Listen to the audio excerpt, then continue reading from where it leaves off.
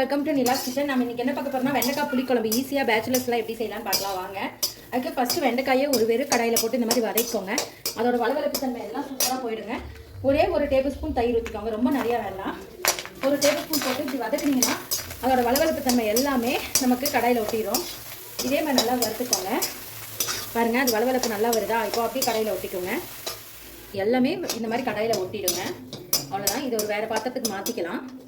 எடுத்து இப்போ ஒரு மண் சட்டியை வச்சுக்கோங்க. மண் சட்டி வச்சுக்கலாம். மண் சட்டி வச்சுட்டு இப்போ ஆயில் ஊற்றிக்கலாங்க. ஆயில் வந்து நான் ஒரு 2 டேபிள் ஸ்பூன் அளவு ஊற்றிக்கிறேன், ரொம்ப ஆயில் வேணாம். ஆயில் நல்லா காஞ்சிருச்சு. இப்போ கடுகு 1/2 ஸ்பூன், வெந்தயம் ஒரே ஒரு 5-6 பல்லு, சீரகம் கொஞ்சமாக, சோம்பு கொஞ்சமாக போட்டுக்கிறேன். எல்லாமே ஒரு பீச் போட்டுக்கிறேன்.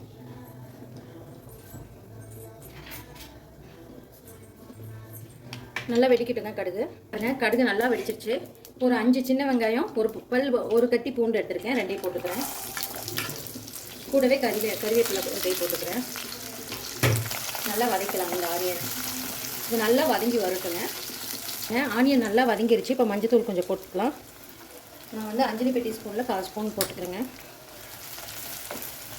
இப்போது ஒரு 2 நாட்டு தக்காளி வந்து பெரிய தக்காளியாக 2 எடுத்து அரைச்சி எடுத்துருக்கேன், அதை ஊற்றிக்கிறேன்.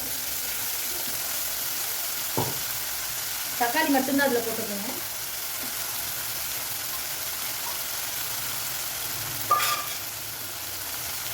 நல்லா வதக்கலாம்.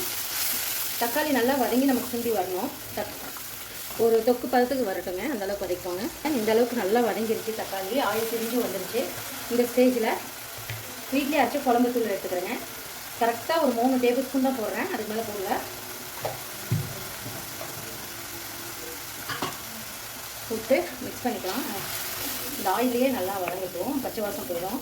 இந்த மாதிரி ஆயிலில் வதங்கும் போது பாருங்கள், நல்லா வதங்கிருச்சு ஆயிலில். இப்போது நம்ம அந்த எடுத்து வச்ச வெண்டைக்காயை போட்டுக்கலாம்.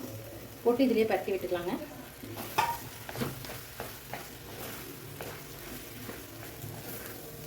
பாருங்கள், பார்க்கவே எவ்வளோ சூப்பராக இருக்குது. இப்போது நான் அந்த மிக்ஸி ஜாரை வாஷ் பண்ணி தக்காளி அரைச்ச 1 டம்ளர் அளவு தண்ணி ஊற்றிருக்கேன். சின்ன டம்ளரில் சொல்கிறேங்க. இது காய் வேகட்டும், அதுக்கப்புறம் நம்ம புளி ஊற்றிக்கலாம். எடுத்தோடனே புளி ஊற்றிட்டா காயும் வேகாதுங்க. உப்பும் போட வேணாம். காய் நல்லா வெந்ததுக்கப்புறம் உப்பும் புளியும் போட்டுக்கலாம். இது நல்லா கொதிச்சிட்ருக்கு. இப்போ நம்ம உப்பு போட்டுக்கலாம். ஏன்னா நம்ம உப்பு ஆல்ரெடி போடவே இல்லை. எப்பவுமே உப்பு போட்டால் காய் சீக்கிரம் வேகாது, அதுக்காக இப்போ உப்பு போட்டுக்கிறேன். இப்போ நான் ஒரு சின்ன நெல்லிக்காய் சைஸில் புளி எடுத்து கரைச்சி ஊற்றிக்கிறேங்க.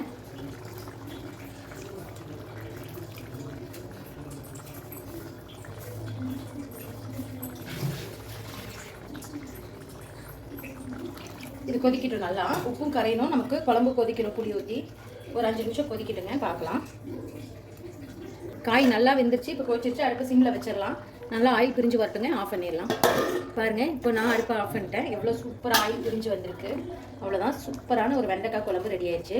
புளிக்குழம்பு கண்டிப்பாக நீங்களும் இந்த மாதிரி ட்ரை பண்ணி பாருங்கள். ட்ரை பண்ணி பார்த்து கமெண்ட் பண்ணுங்கள். இந்த வீடியோ பிடிச்சிருந்தா லைக் பண்ணுங்கள், ஷேர் பண்ணுங்கள், மறக்காமல் சப்ஸ்கிரைப் பண்ணுங்கள். இன்ஸ்டாகிராம் பேஜையும் ஃபேஸ்புக் பேஜையும் ஃபாலோ பண்ணிக்கோங்க. தேங்க்யூ ஸோ மச் ஃபார் வாட்சிங். Bye by.